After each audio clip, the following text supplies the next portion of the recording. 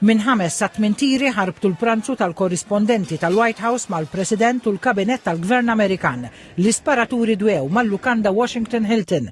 Dan huwa Cole Thomas Allen ta' 31 sena, armat sa snin u għatjenat li huwa kien alloġġat fl-istess lukanda fejn kienet isir il-pranzu annwali. Ftit tal-ħin wara l-isparatura kien wiċċu fl-art miżmum taħt tassa stretta. But I think you're going to find everything about him. No reason to talk about it now, but tomorrow at this time, long before this time, you're going to know a lot of things about him.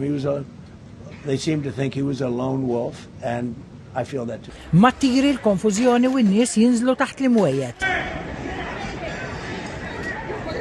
U fis-sala prondaħlu membri ta' servizz segret u uffiċjali ta' sigurtà u skortaw il-barra lil President Donald Trump u l-membri tal-kabinet tiegħu. Every single person around me just jumped under a table.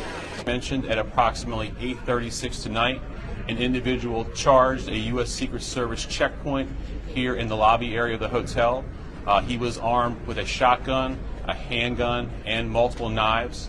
As he ran through that checkpoint, members of law enforcement from the United States Secret Service intercepted that individual. Fl-isparatura ntlaqat uffiċjal ta' servizz segret Amerikan minn distanza viċina, iżda l-bulletproof vest salvatu.